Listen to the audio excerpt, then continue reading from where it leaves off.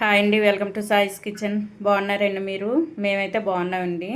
ఇప్పుడైతే నేను ఉలవలతో ఉలవ కట్టు చేసి చూపిస్తానండి. కొన్ని ప్రాంతాల్లో ఉలవ చారు అని కూడా అంటారు. మా వైపు అయితే ఉలవ కట్టు అంటారండి. ఇగుండి ఉలవలను అయితే ఒక కప్పు వరకు తీసేసుకున్నాను. ఒక 3/4 కప్పు వరకు తీసేసుకున్నానండి. ఉలవలను అయితే తీసేసుకొని ఒక నైట్ మొత్తం నానబెట్టి ఉంచేసుకున్నాను. చూడండి, ఈ విధంగా నానబెట్టి ఉంచేసుకోవాలి నైట్ మొత్తం కూడా.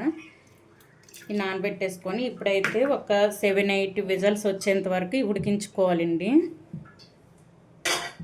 కుక్కర్లో అయితే ఉడికించుకుందాం. ఈ విధంగా తీసేసుకొని ఒక 7-8 విజల్స్ వచ్చేంత వరకు ఉడికించుకోవాలండి. ఉడికించుకొని ఇది మిక్సీ పట్టుకోవాలి. మెత్తగా ముద్దలాగా మిక్సీ పట్టుకోవాలండి. ఈ విధంగా తీసేసుకొని చూడండి, ఈ విధంగా కుక్కర్లో వేసేసుకొని ఇప్పుడు ఇందులో ఈ ములిగేంత వరకు వాటర్ వేసుకోవాలండి.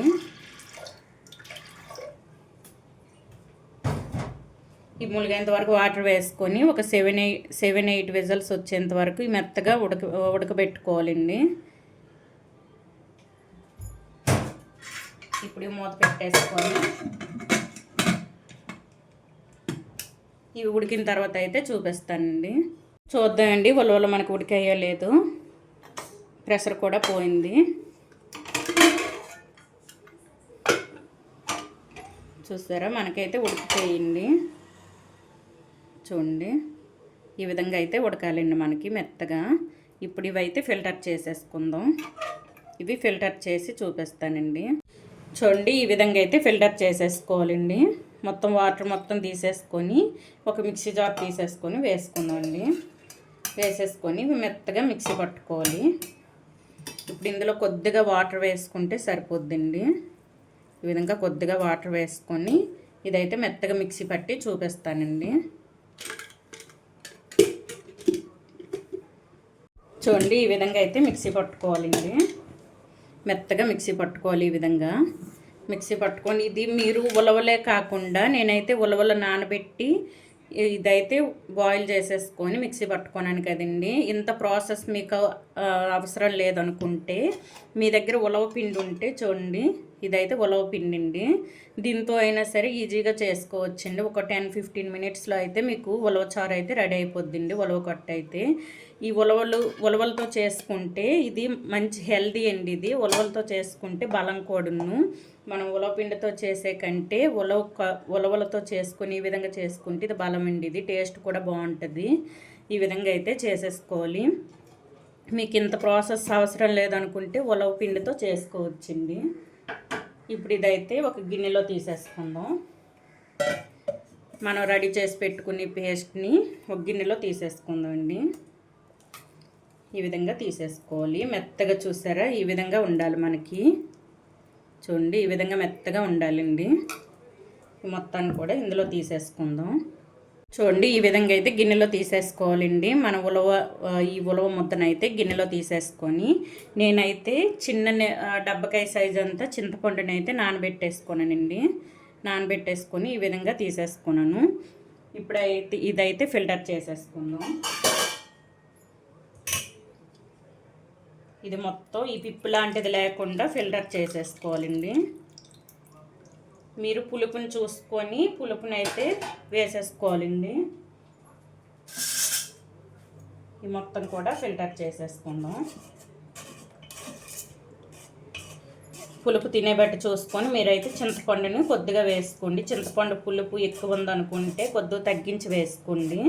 తక్కువ ఉంటే కొద్దిగా ఈ మాత్రం వేసుకుంటే సరిపోద్దండి. ఇవి మొత్తం కూడా ఫిల్టర్ చేసేసుకోవాలి ఇందులో. చూడండి, ఈ విధంగా అయితే ఫిల్టర్ చేసేసుకోవాలి. చింతపండు మొత్తం కూడా ఫిల్టర్ చేసేసుకొని పక్కన పెట్టేసుకున్నాం. ఇప్పుడు ఇందులో ఈ ఉండలు లేకుండా కలిపేసుకోవాలండి. ఇది ముందైతే చూడండి, ఇటువంటి విస్కర్ తీసేసుకొని ఉండలు లేకుండా చేతితో కలిపేసుకున్నా పర్వాలేదు, ఇటువంటి విస్కర్తో కలిపేసుకున్నా పర్వాలేదండి. ఉండలు లేకుండా కలిపేసుకోవాలి. ఇది మనకి రసం ఏ విధంగా అయితే పెట్టుకుంటామో ఆ విధంగా పెట్టేసుకోవాలండి. ఇది మరుగుతున్న కొద్ది దగ్గర పడుతుందండి. ఇది అందుకోసమని వాటర్ మనం చూసుకొని వేసుకోవాలండి. ఇప్పుడైతే ఇది మొత్తం కలిపిన తర్వాత మనకు వాటర్ పడుతుంది అనుకుంటేనే కొద్దిగా వాటర్ వేసుకోవాలండి. మరీ పలచగా కూడా చేసుకోకూడదు. ఈ ఈ మొత్తాన్ని కూడా మంచిగా కలిపేసుకోవాలి ఉండలు లేకుండా. చూడండి ఈ విధంగా అయితే మొత్తం కలిపేసుకోవాలండి. ఎక్కడ ఉండలు లేవు చూడండి. ఈ విధంగా కలిపేసుకొని ఇప్పుడైతే చూసుకోవాలండి ఎంత మనకు పలచగా ఉందో ఎంత చిక్కగా ఉందో. ఇందులో అయితే కొద్దిగా వాటర్ వేసుకుంటే సరిపోద్దండి. కొద్దిగా అయితే వాటర్ వేసుకుంటాను. చూడండి ఈ విధంగా అయితే ఉండాలండి మనకి. మరీ పలచగా ఉండకూడదు, మరీ చిక్కగా ఉండకూడదండి. ఉలవ కొట్ట అనేది ఈ విధంగా ఉండాలి. ఇది మరుగుతున్న కొలది అయితే మనకి దగ్గర పడుతుందండి, చిక్కగా అవుద్ది. అందుకోసం అని చిక్కగా కలిపేసుకోకండి, కొద్దిగా పలచగా ఉండాలండి మనకైతే. ఈ విధంగా కలిపేసుకొని ఇప్పుడు ఇందులో అయితే పసుపు కారం అన్నీ కూడా వేసేసుకుందాం. ఇందులో ఒక 1/2 టేబుల్ స్పూన్ వరకు పసుపు, కారం మీరు తినే బట్టి చూసుకొని కారం అయితే వేసేసుకోండి. నేనైతే 1 టేబుల్ స్పూన్ వరకు వేసుకుంటానండి కారం అయితే. ఈ కారం అయితే బాగా కారంగా ఉంటుందండి, అందుకోసమని నేను 1 టేబుల్ స్పూన్ వరకు వేసుకుంటాను. మీరు కారం తినే బట్టి చూసుకొని వేసుకోండి. ఇప్పుడు ఇందులో కొద్దిగా సాల్ట్ అండి, టేస్ట్కి సరిపడా సాల్ట్ వేసుకోవాలి. వేసేసుకొని ఇందులో 1 టేబుల్ స్పూన్ వరకు గరం మసాలా, 1 టేబుల్ స్పూన్ వరకు జీలకర్ర పొడి అండి, కొద్దిగా 1 టేబుల్ స్పూన్ వరకు ధనియాల పొడి.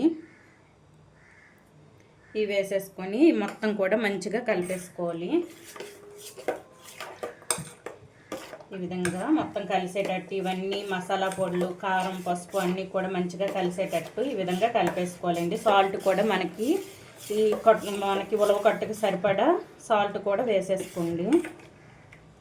ఈ విధంగా కలిపేసుకొని ఇప్పుడు ఇది పక్కన పెట్టేసుకొని స్టవ్ ఆన్ చేసేసుకుందామండి. ఈ విధంగా ఎక్కడ ఉండల్లా లేకుండా కలిపేసుకోవాలి. ఇప్పుడు ఇది పక్కన పెట్టేసుకొని స్టవ్ ఆన్ చేసేసుకుందామండి. చూడండి స్టవ్ ఆన్ చేసేసుకొని ఒక ప్యాన్ పెట్టేసుకొనండి. ఇప్పుడు ఇందులో అయితే 1 టేబుల్ స్పూన్ వరకు ఆయిల్ వేసేసుకుందాం.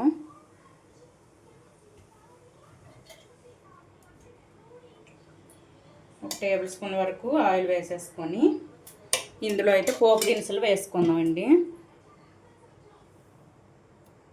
ఇందులో ముందుగా ఆవాలు 1/2 టేబుల్ స్పూన్ వరకు ఆవాలను వేసుకుంది. కొద్దిగా శనగపప్పు అండి, కొద్దిగా జీలకర్ర, ఒక 1/2 టేబుల్ స్పూన్ వరకు జీలకర్రను అయితే వేసుకోండి. కొద్దిగా మినప్పప్పు అండి, ఇవి కూడా ఒక 1/2 టేబుల్ స్పూన్ వరకు వేసేసుకోండి. ఇందులో కొద్దిగా మెంతులు వేసుకోండి, ఎక్కువ వేసుకోకండి, కొద్దిగా వేసుకుంటే సరిపోద్ది.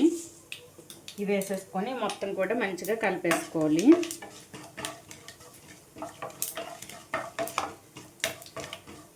మంచిగా వేగాలండి ఇవి మనకి పోపు దినుసులు అయితే.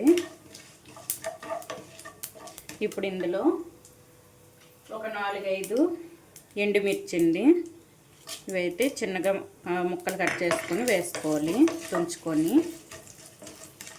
ఇవన్నీ కూడా మంచిగా వేగాలి మనకి. ఇప్పుడు ఇందులో కొద్దిగా కరివేపాకు అండి, కొద్దిగా కరివేపాకు వేసుకోండి. ఇవన్నీ కూడా ఫ్లేమ్ మీడియంలో ఉంచేసుకొని వేయించుకోవాలండి. హై ఫ్లేమ్లో పెట్టేసుకుంటే ఒకటి వేగి ఒక వేగకుండా వస్తాయండి, అందుకోసమని మొత్తం కూడా ఫ్లేమ్ మీడియంలో ఉంచేసుకొని వేయించుకోవాలి. ఇప్పుడు ఇందులో కొద్దిగా అల్లం వెల్లుల్లి పేస్ట్ అండి, కొద్దిగా ఈ విధంగా కచ్చాపచ్చాగా దంచుకొని వేసుకోవాలండి. వేసేసుకొని ఇది కూడా మంచిగా వేగనివ్వాలి. ఇప్పుడు ఇందులో ఒక మీడియం సైజు ఆనియన్ అండి, ఈ విధంగా తిన్నగా కట్ చేసుకొని వేసుకోవాలి. ఇది కూడా మంచిగా ఒక్కొక్కటిగా ఈ విధంగా వేసుకుంటూ వేయించుకోవడం వల్ల అన్నీ కూడా మంచిగా మనకు వేగి ఉంటాయండి. ఈ విధంగా వేసుకొని ఇప్పుడు ఇందులో కొద్దిగా సాల్ట్ వేసుకున్నామండి.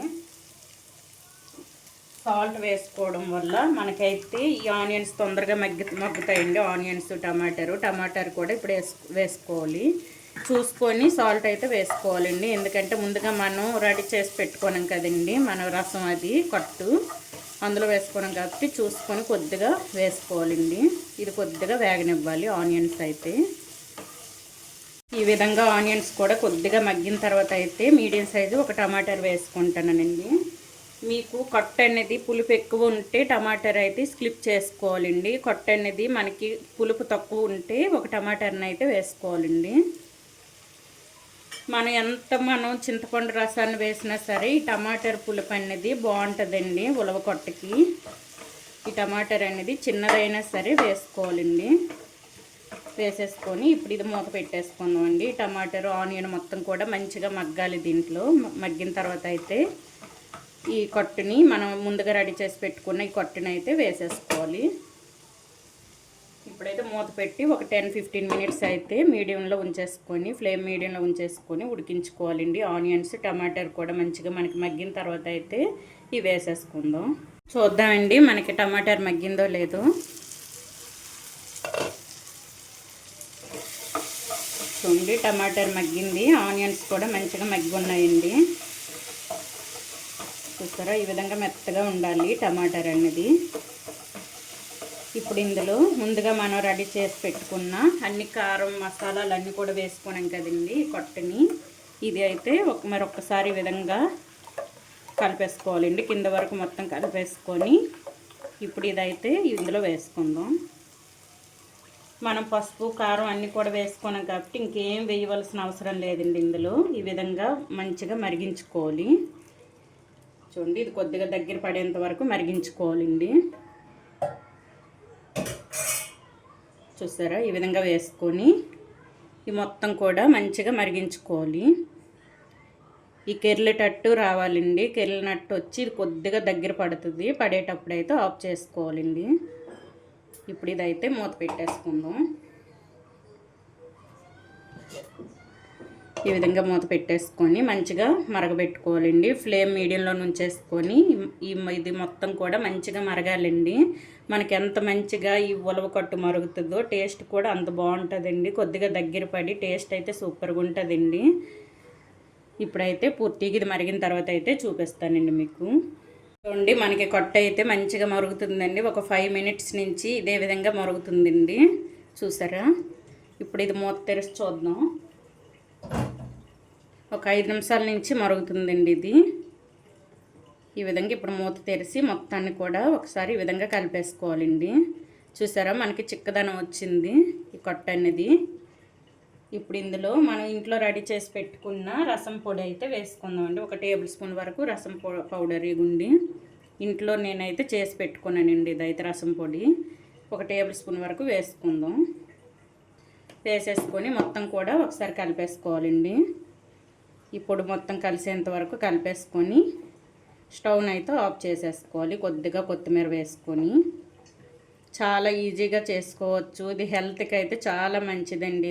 ఇది అయితే మీ దగ్గర ఉలవలు కనుక ఉంటే ఈ విధంగా చేసేసుకోండి. ఉలవ పిండి కంటే ఈ విధంగా ఉలవలతో చేసుకుంటే హెల్దీ కూడానండి. చిన్నపిల్లలకైనా పెద్దవాళ్ళకైనా సరే చాలా హెల్దీ అండి. పాతకాలంలో ఈ విధంగా చేసుకునే వాళ్ళండి. ఇప్పుడు ఇవి ఎవరు చేయట్లేదు కానీ పాతకాలంలో ఈ విధంగా కొట్టం చేసుకునేవాళ్ళు. ఎంత అన్నమైనా తినేవాళ్ళండి అప్పుడైతే. ఈ విధంగా చేసేసుకోవాలి. ఇప్పుడు ఇందులో కొద్దిగా కొత్తిమీరను వేసుకుందామండి. కొద్దిగా వేసేసుకోవాలి. ఈ విధంగా వేసేసుకొని ఇది ఒక బౌల్లో తీసేసుకుందామండి. ఒక గిన్నెలో తీసేసుకొని చూపిస్తాను.